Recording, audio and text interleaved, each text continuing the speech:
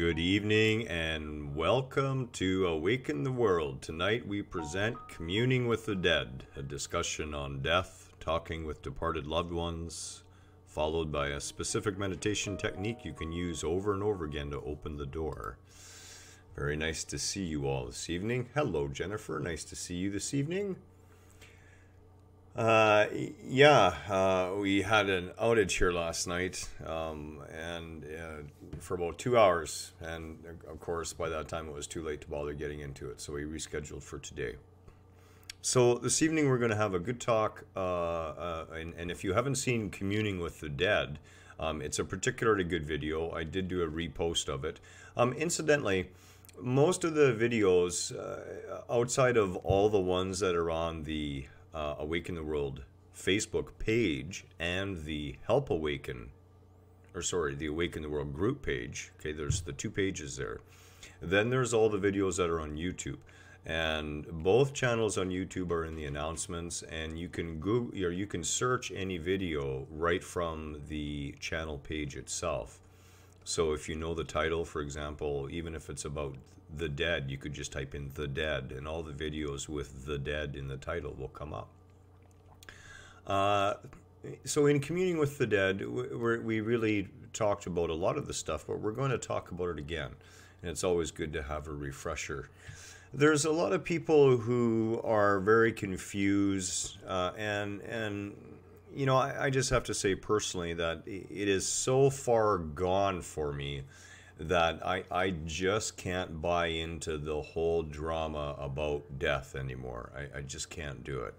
And I think it's important that we talk about, so we can understand what death really is, and give it a little bit of a definition and demystify a few things about it.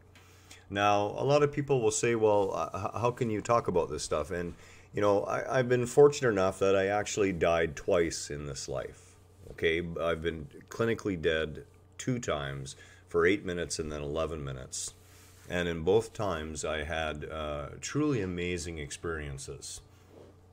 And that has given me, I would say, a reasonable background upon which to approach this subject.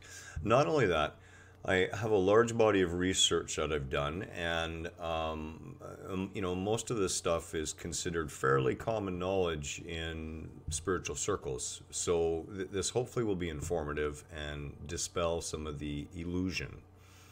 So what we term death, okay, everything in the physical world is subject to the law of entropy. It means that if it comes into the physical, it's going to fall apart. It has to. It comes in with a vibrational state, and that vibration only lasts so long. And as that vibration begins to fade away, the physical entity, whatever it may be, begins to disincorporate. The raw materials begin to return back to the environment from which they were risen. I.e., in the case of us as a carbon-based life form, we are literally the remnants of burnt-out stars. That's what we're made out of. That's it. We're star toast. Really. Kind of funny, but true. As a physical being, we are star toast. We are the burnt-out leftover crumbs, the carbon, okay, that comes from stars. That is the core of our being. We are a carbon-based life form. All the other elements also come from within stars. Therefore, we are all burnt toast. Star toast. Burnt star toast. Let's be clear about that. Burnt star toast. So, our definition of death, okay? Death is nothing more, and everything that is the taking of one's conscious attention off of the body and stepping away from it. Really, that's the only way to describe it. It is no different from one thought to the next. It is equivalent of opening your car door in the life and shutting the car door, and you're in the afterlife. Except it's not the afterlife, it's still life. And this is the problem. We attach the word death to some sort of anti-life, to some sort of finality.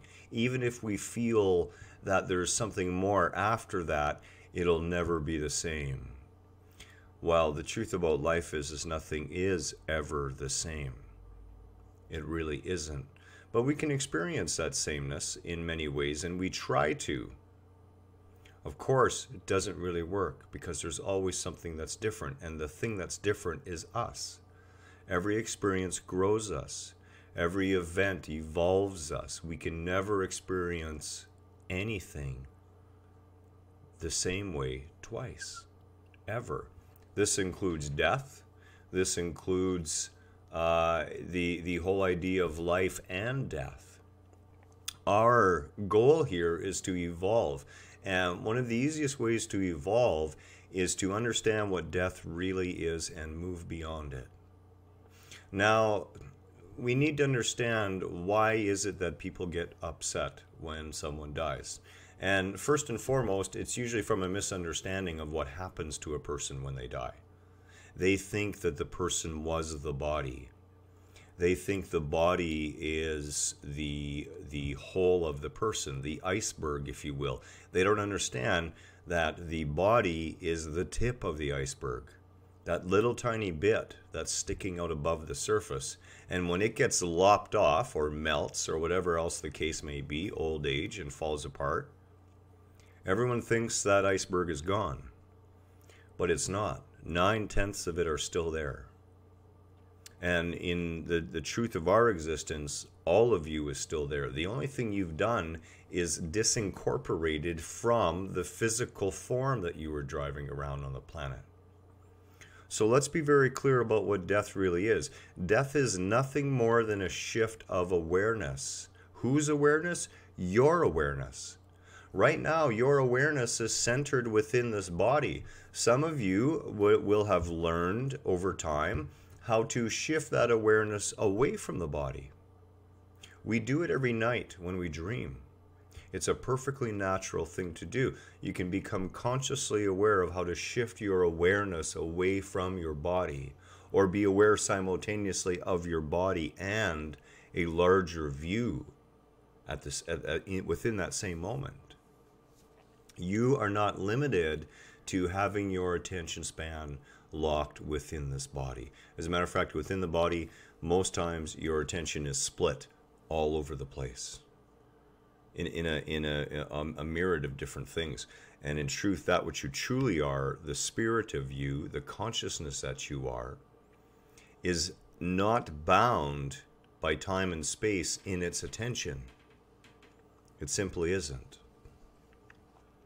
So we can be very clear on death, that death is nothing more than a change of venue in our attention. Our attention completely leaves the body, and in that moment, the body undergoes what we would call clinical death. And then it begins to fall apart. In earnest this time.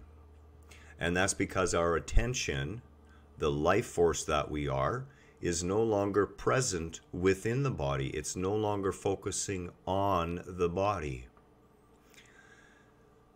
So obviously that brings the next question up, and that is where is this supposedly dead person? Well, we've already dispelled the myth that they're actually dead. They're not. The attention has come off the body form. That is it. They're still very much alive. So where is this living person? Well, that living person is wherever they choose to be. They may choose to stick by you for a while. They may choose for a short period of time to observe and watch the process. They may walk through the dimensional gateway, which occurs naturally when the last of the physical vibrations fade, much like the ringing of a gong. When the last of those coarser physical vibrations fade right away, then the dimensional tunnel becomes obvious, and that being may choose to walk through it. So the dead person, the person who is dead and yet not dead, we know they're undead, they're alive. Not a zombie, but alive, will be wherever they choose to be. Now, here's where things get a little tricky and people have to pay close attention. And a lot of people don't want to hear this because they tie up a lot of who they are in how they're feeling about the other person dying. They're clinging to a lot of that. Why? Because it serves them right now in some way. And we can talk all about, needing to go through the grieving process and we're going to talk a little bit about the grieving process in a minute or two, because the grieving process, it doesn't need any labels. You don't even need to know the steps. It is what occurs naturally in nature. It has nothing to do with you specifically. It is a naturally occurring event that occurs within nature at an unconscious level. In higher awareness, you can bypass that grieving process. You can bypass all that natural, unconscious process and go right past that to the heart of things. Here's where things become a little dicey, and this is going to take a little bit of time. So if you have a little bit of questions regarding this, please don't hesitate to ask them or post the questions as comments after the fact, and I will get to them. Let's be crystal clear. In this illusion, you have been totally hoodwinked to believe a whole bunch of different things. One of those things is that you actually touch anything. Now, you're going to ask me, well, why are you talking about touching things when we're talking about dead people? But this is actually very important, and it's a big part of it. It is impossible for you to touch anything at all. What you feel when you sit on something, an example, I'm sitting in this chair right now, and I would think at a lower level of consciousness that I very much am touching the chair. But that's not what's happening. Believe it or not, and you can go ahead and find this out for yourself if you don't believe me, go ahead and Google it. Ask your local scientists. There are electromagnetic fields of force that are preventing that which you really are, that which you think you are, the body, from touching anything else. The only thing that can happen is that electromagnetic force runs into the electromagnetic field of the chair. And I have the sensation that I am interpreting through my mind that I am actually sitting on a chair. Now, one of the reasons why that's true is if it wasn't true, because you're not actually a solid object, you in the chair would interact at a larger level than you do right now. Already, in the act of sitting on the chair, there is a subtle exchange going on of particles from my energetic system into the chair's energetic system, and from the chair's energetic system into my system. At a quantum level, at a particle level.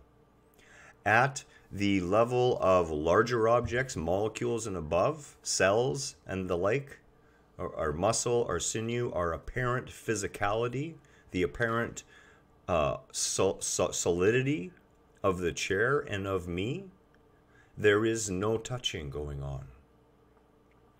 This is very important to understand. It is likewise not possible to actually touch another human being. You can run into and feel that electromagnetic force. But what, yes, Cindy, you did get the time wrong. But that's okay, because it was 7:45 last night, and we had the internet outage, and we changed it to 7:30 tonight. So that's more my fault than it is your fault. We're just happy you made it. So right now we're talking about electromagnetic fields of force, which is actually what contains this thing we would call the body, okay? Without that electromagnetic field holding you together, you would fly apart. There would be no solidity to you. You would simply be a jumble. And Kim is here as well. Hello, Kim. Okay, see, this is my fault. I had last night at 7:45. I changed it to 7:30 for tonight. And that's my issue. So I do apologize, guys. But you're just in time. We're just getting to the really good stuff. So first, and I'll ask Jennifer to forgive me. I'm going to repeat myself for a minute here. Jennifer's been here right from the beginning. But we dealt with death, and we defined death as simply a shift in attention, a shift in awareness. Death is not death. Death is just a word we use to describe the shift in awareness away from our energetic body field and to anywhere else, where we're no longer paying attention to the body, where the body is falling apart now. That is death. The dead person, of course, is not dead. They're still alive, very much alive. Understanding the illusion. We're just talking about the concept of touch right now and how it is actually quite impossible to touch anything. It's actually the interaction of two electromagnetic fields. They're opposing each other and pushing up against each other, and we interpret that. And even within that, there is a subtle exchange of quanta, of particles of our being with whatever we are touching, even though we don't actually touch it. We have the experience of touch as a product of our perceptions, as a product of our nervous system and our mind. Our mind takes that energetic field, and that is transferred as energy directly through our nervous system. We call that the sense of touch. But have you ever thought about what the sense of touch actually is? It's the reaction to stimulus created electrically through an electromagnetic field coming into contact with the electromagnetic field of your body. I.e., when I touch my third eye, it feels like I'm touching my forehead, but I'm actually not touching my forehead. I'm running one electromagnetic field into another, and there's a pressure there as they push each other away from each other. If the electromagnetic field that holds my body together were not here, I would be able to take my finger and sink it directly into my forehead and then pull it back out. There might be some damage because there are some particles floating around in there, but they're actually really far apart. You know, basically 99% empty space. So we have to understand this illusion very carefully if we're going to be able to accept. And this is really what it's about. It's about accepting the truth of our relationships with others and how we relate. And yes, Kim, you hit the nail on the head. Kim says that's how laying of hands works. Personally, I'm also a Reiki master. I've done Reiki for about 3 years now, and experienced with that in the past as well. And that's exactly it. When you're laying hands on someone, you're not really doing that. What you're doing is you're placing your electromagnetic field in proximity of theirs, perhaps near a physical manifestation, for example, a stomach, okay? There could be a physical manifestation of the dissonant energy. And by laying our hands on the electromagnetic field at that area, we can transmit that positive rebalancing energy from our own being through the universe and through ourselves. Because we are unintentional conduits all the time. Whether you're aware of it or not, it is impossible not to be. You cannot be separated from that. That energy exchange is going on all the time. If you don't believe me, go into a room of really sad people for a while. You'll get it. How the energy exchange can actually drag you down with them. We're always doing this unconsciously. So this is indeed the truth of our illusion, okay? And again, don't allow this to take any of the fun or the perception of what's going on about it. This is solely so you can understand at a deeper level what's really going on in your existence and how things truly work, so that you can relate more readily to those you feel have died and they haven't. And that's what we're all about tonight. So we've addressed the whole idea of touching, and now we have to address a really, really difficult one. This is a tough one for so many people. And I'm going to use my own story, because then I'm not going to offend anybody by making light of it. My mother committed suicide. My mother had lupus when lupus wasn't known. She became the first undiagnosed until death case in Canada of it. And it did horrible things to her. And she took her own life. Now, when my mother died, what was it that left? I mean, there was the sight, right? I could see her when she had her body. I could touch her, but okay, we've solved that. I didn't actually touch her, but I had a perception of touch. When she spoke to me, I took in those words and I interpreted them. I had an opinion of who she was. What is coming out here is common. Let's fast forward to Kelly and I in our relationship today. Kelly is sitting about 15 feet from me right now at her computer.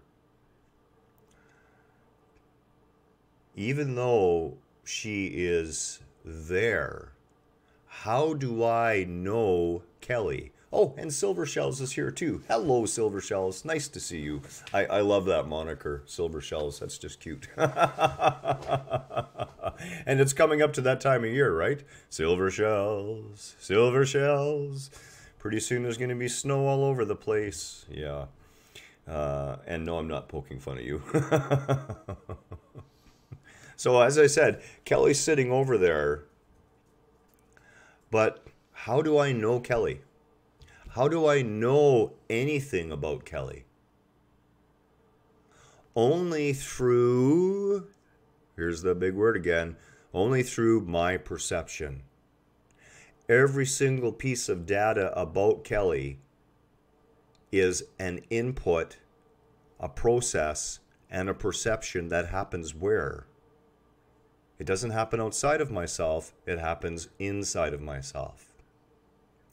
What is Kelly in reality in physical form? Nothing more than a symbol. That's it. I know that seems hard to take, and I am not belittling people. I'm not saying that I do not love her with all my heart. I'm not saying that I don't love all of you with all my heart. But we are only a symbol to another. That's all we are. Because there can be nothing about me that can be known to you except through your experience of me. And your experience of me is going to be colored by your environmental upbringing, your beliefs, your faith, your perceptions, that which you've been programmed by. All those things are going to give you your perception of me. Is any of it actually me, though? That wasn't rhetorical. I'm waiting for somebody.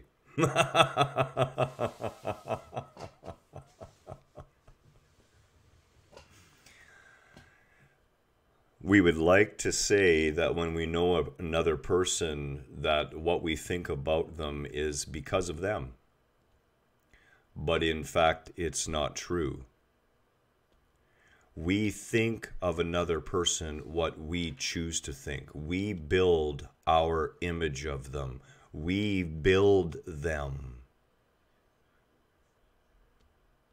Any input from them into our awareness is done through the five senses first and foremost.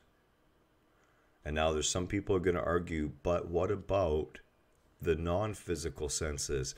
Aha, now a light bulb is going to start coming on a bit. Those physical senses have really got nothing to do with the other person at all. That is part of the symbolic representation that they are to you. I hope this is understandable. I hope this is making sense. If it's not, please speak up with the questions, because this is very important in opening the gateway to honest, open, fully conversational communication with someone you think is beyond your reach. They are not. Any person who has died on you, I'm using that terminology because that's the way people tend to think. People tend to think, well, my mother died on me. How dare she die? Right? Any person who has died, any person who has shifted their awareness from this body and into the spiritual realm is not dead. They're totally whole. What appears to be missing is our experience of them. But we need to understand more deeply that our experience of them... I missed that, Cindy. I'm going to address that. Cindy says, how do we all see you looking the same way? Think forensic artist sketch. Yeah, exactly. Exactly. Right? Each of us see the other, but we don't see, 10 people at an accident scene. Each one sees the accident different. I can tell you there's lots of people around me because I'm a very polarizing guy. I mean, you either love me or you're running in fear. Kelly will vouch for that. Yeah, I mean, one of her friends came over today and said, yeah, the inspector at the city, he's scared of Garhen. I'm like, what? The only people who are scared of me tend to be scared of me, and they tend to have a reason to be scared of me. And it's really quite funny. I can be quite forceful. I admit that, and when I get growly, and it does still happen. Okay, I still fall victim to my own pain body. Right? There's still bits and pieces of it there that will pop up in situations. Usually when it's a case of common sense being thrown out the door and a lack of honor on the part of the other person, I still struggle with those things. I struggle to see that person in the way I need to see them still, but that's my responsibility. It doesn't belong to them, it belongs to me. This is what this is all about. Understanding the illusion, okay? So the person who has died, or we think has died, has been no more than a symbol to us. And I know that sounds harsh, but I do not mean it to sound harsh. It is a loving symbol in many cases. In many cases, it's not a loving symbol, although believe it or not, it still is a loving symbol from a larger point of view. So when that person dies, okay, let's use the term. We'll speak within the vernacular. And now we have buried them. Now we have burned them into ashes and placed them on the mantle in an urn, or wasted ridiculous amounts of money on a fancy costume to stick them in a big expensive box in the ground, which serves no purpose whatsoever, by the way, except to waste your time and money. There's no honor. What's left over when the awareness comes off of it has nothing to do with the person. You would not bury and honor the guy's Honda Civic when he died. The same thing applies with the body. It's just a vehicle. We assemble it, we disassemble it. It holds the vibrations of all the perceptions and things that we have, and manifest those. Yeah, and Kim, if you see dementia and Alzheimer's every day, then you will understand exactly what I'm saying. Well, yeah, and yeah, pollute the earth, obviously, too. Yeah, with the dead. I know it's crazy. Hey? So let's take this to the next step then. So now the person is dead. They're in their urn, whatever the case may be. They're not in front of us. We've apparently lost the symbol. In truth, though, everything that we know about that person has been manufactured within ourselves. That person has put up a particular mirror to us, as we have put up a mirror to them, and we, mirroring ourselves in them, have created them within us, not outside of ourselves. When Kelly walks into the room, the creation of Kelly within me is immediately brought to the forefront. But it is not Kelly. It's the creation of Kelly within me. The perception of Kelly. The thoughts about Kelly. Now, the other senses that come into play, beyond the five senses, these were never, ever, these never had anything to do with time and space or physicality. Why? Because in our relationships with these people, we have felt these things at a distance. We have known things. We have become aware because of the entanglement we have with each other. The amount of us that resides in the other person at not only a quantum level, but at a consciousness level as well. Because of course we are all really one. The experience is within of another person. The experience is not without. That can be really hard to take. But the experience of Kelly to me is inside of me, not outside of me. It's within me. Now we come to the crux of it, and very shortly to our meditation. How do we then make contact in a very real and meaningful way? The first step is to understand that, and you have to go beyond understanding here. You have to know it deeply within your being that the body, that vessel, was not the person. It was simply a symbol.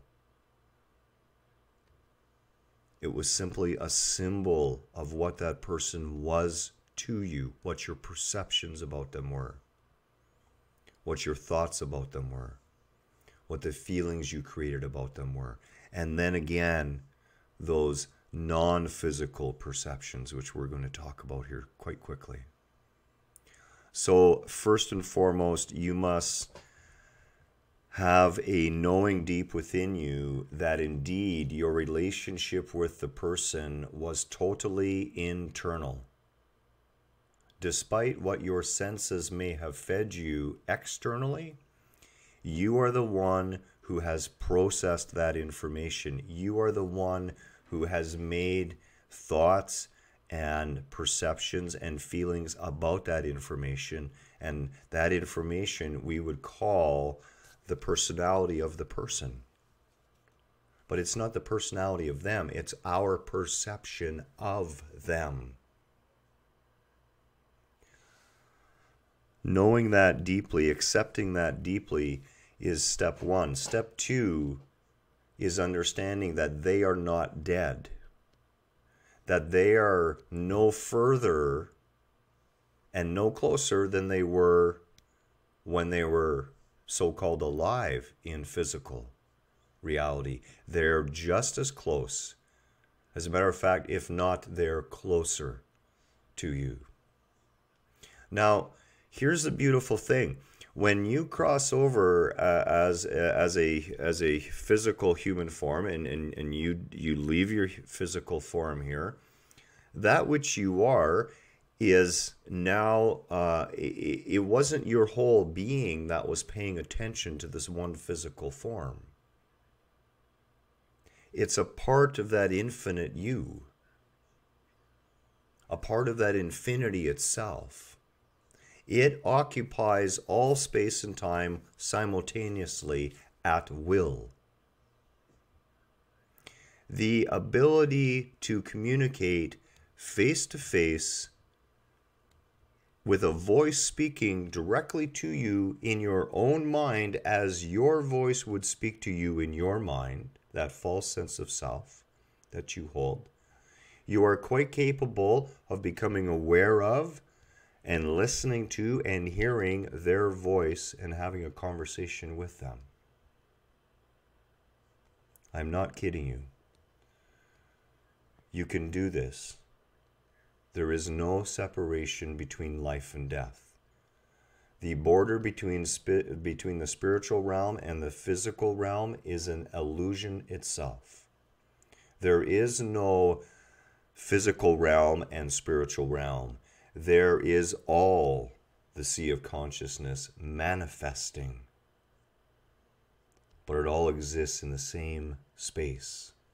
There's no place to go to find them. When you think on them, when you pull them into your mind, the energetic being of their experience here, all of that is right there with you instantly. You can honestly feel it. You'll be able to palpably feel their presence, because their presence was always felt energetically. It has been the false illusion, the false perception of the physical that has convinced you that the person has gone somewhere, and they actually haven't. Those things you cannot fool the universe on, okay? Enigma says it best. The eyes of truth are always watching you. The universe always knows what's going on deep within your heart, deep within inside you. Allow yourself to have faith that is quite possible. We're going to go through a particular meditation that is very useful to help do this. And what I'm going to ask you to do is I'm going to guide you, and then we're going to have a period of quiet in there as well, where you will allow communication to occur. Do not be upset if it doesn't happen the first time. If you truly want to communicate with the person, if you truly want to have meaningful communication with them, after death, as we would term it, keep coming back to this meditation and opening yourself. Another thing that you're going to find that is particularly helpful is, in the coming weeks, as you're doing this meditation and making it part of your experience to help you facilitate that communication, begin to become aware of your other senses that are showing you the person's presence, because there will be very real conscious things that can occur. Everything from sense to a bird or another creature that just strikes you for the right reason as looking at you. There are many ways those that we love and feel we are missing communicate with us on a regular basis. With that, I would ask that you find yourself a comfortable position. We're going to do a nice little meditation this evening, bring ourselves first a little more open, a little more deeply connected. I would invite you to choose to use the candle if you wish, but eventually you will be closing your eyes.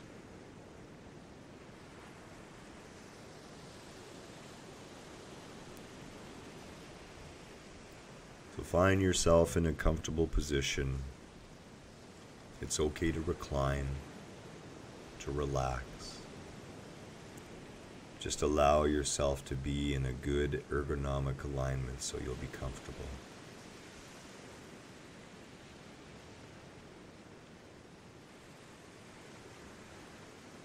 Try to keep the head and neck and back in alignment so that your natural channels of energy will be open.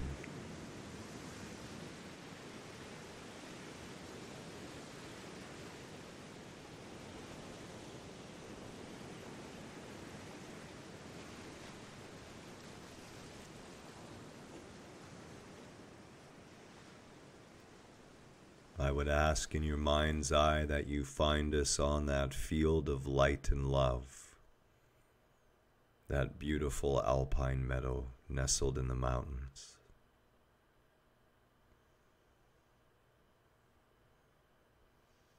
We are here tonight to commune with each other. We are here tonight to commune with the dead. Those we would assume are no longer here.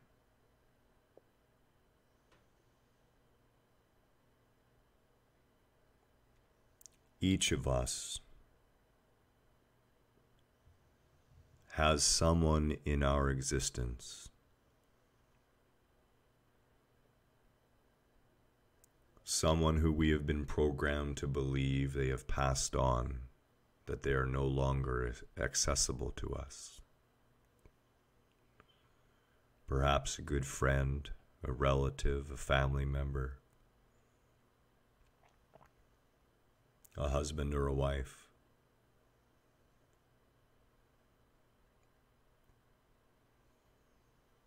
Animals are not exempt from this.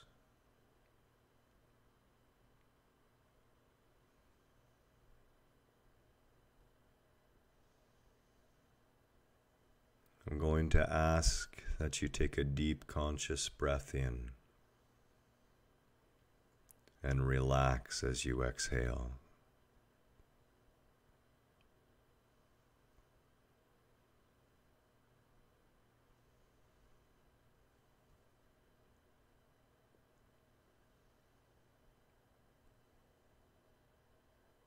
I'm going to chant for a few minutes.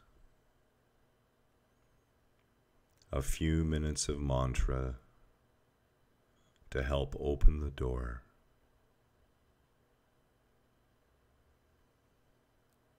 And then I will guide you.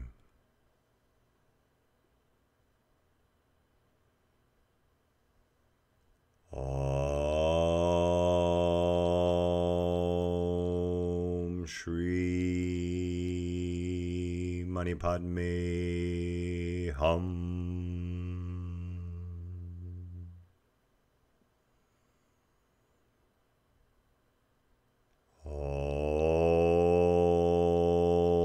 Om Shri Mani Padme Hum.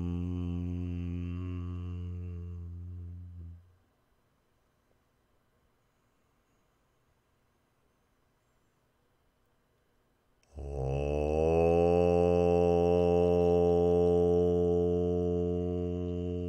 Shri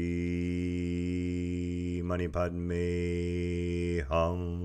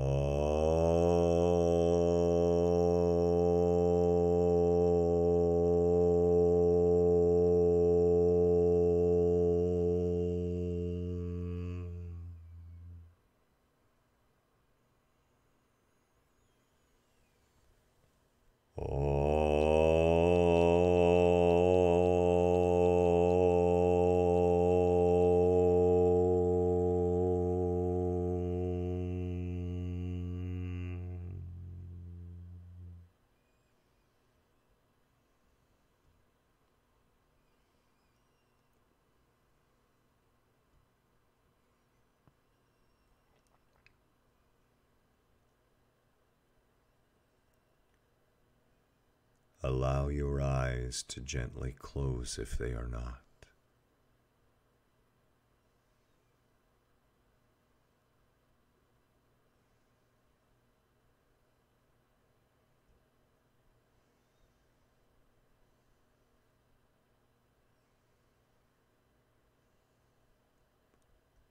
In your mind's eye, imagine yourself standing before a mirror. You've seen this mirror before.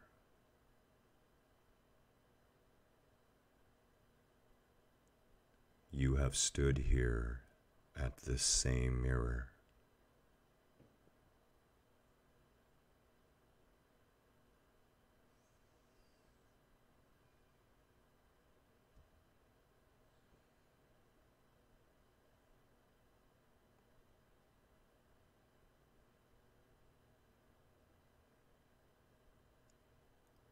Allow yourself to see your own reflection.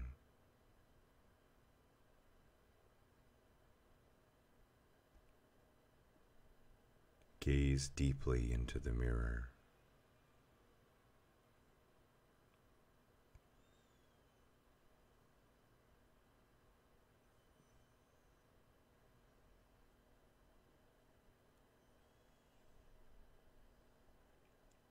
When you have a clear image of yourself in the mirror,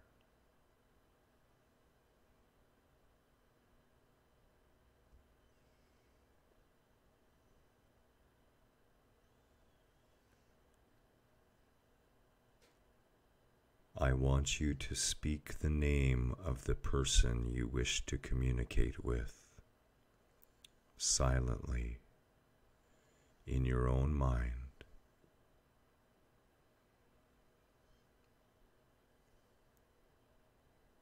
Allow it to become a gentle mantra.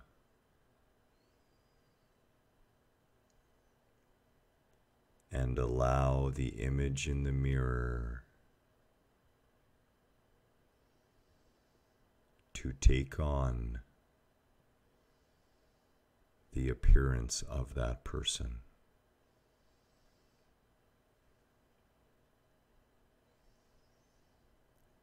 As you quietly intone their name, take time. Allow the image of them to form in the mirror completely.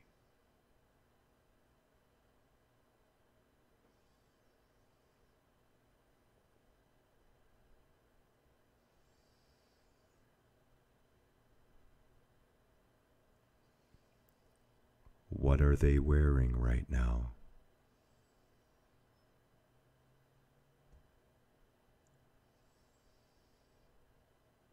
How does their hair look?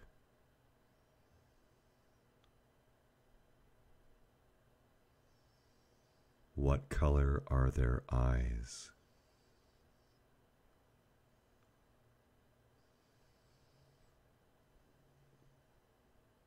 In your mind's eye, rebuild the symbol of who they were in the mirror.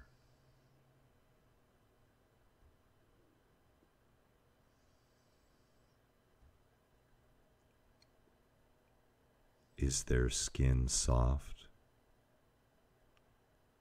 or wrinkled, bristly?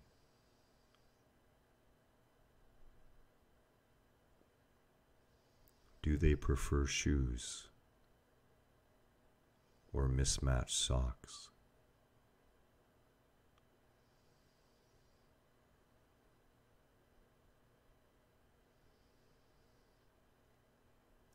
Allow the image to form completely.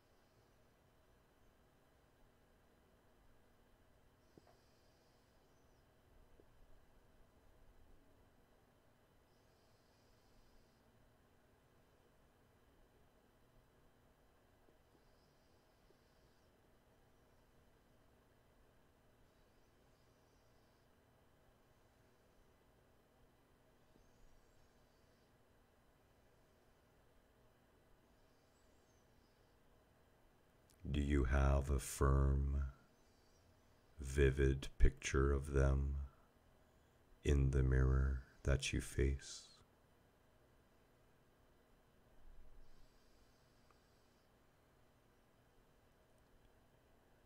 Notice now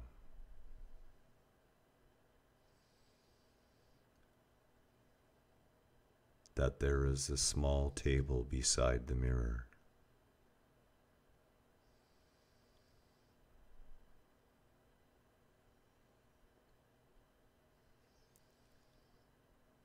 Slide the table into the mirror.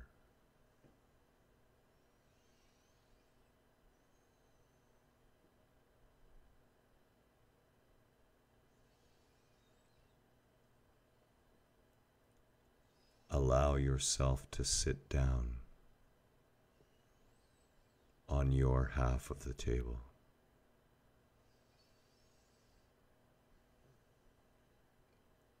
Notice that the table protrudes into the mirror, and that the loved one you wish to contact may also now sit at this table.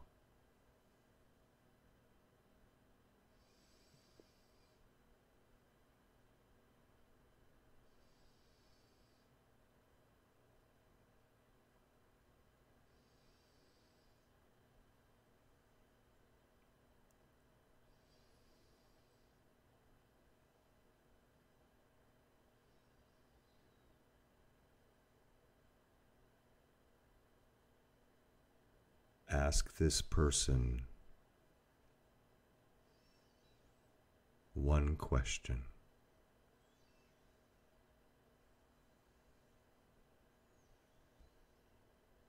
Hold this question in your mind.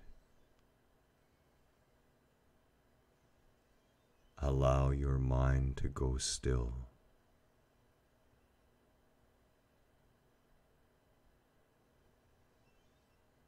Speak to them as if you were having tea together at the same table.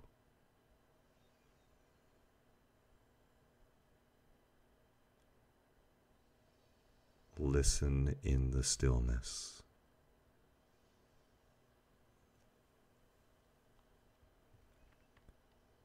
Watch as they speak to you from beyond the mirror.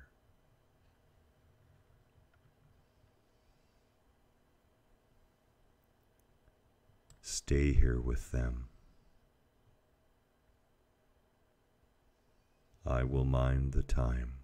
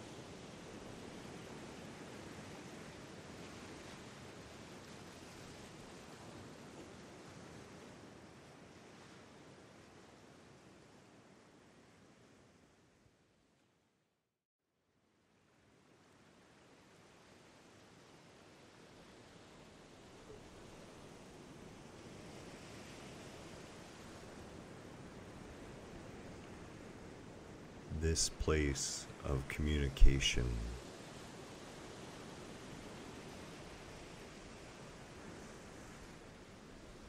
will always be available to you.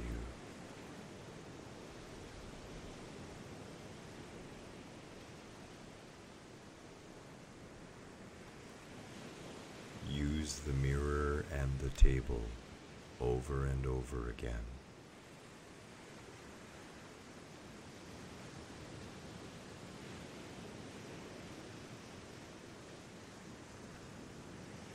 They are artifacts with deeper meanings within our unconscious mind.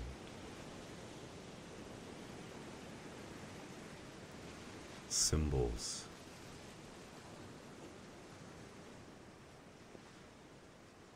to help guide us.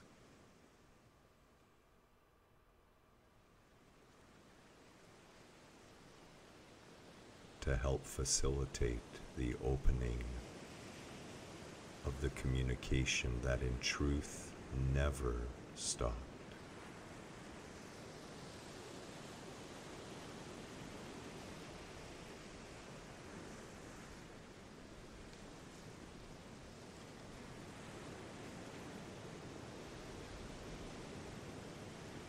Let the other person know how much you love them.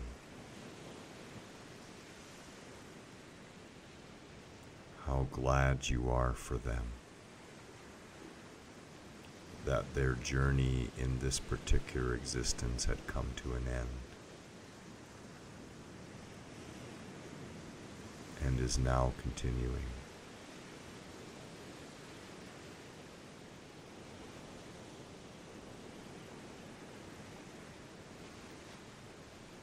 Allow yourself a deep conscious breath of gratitude.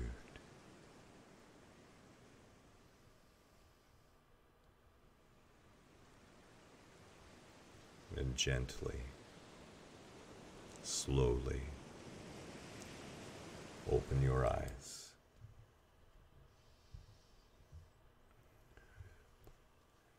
Don't worry too much if you don't have meaningful conversation the first time out.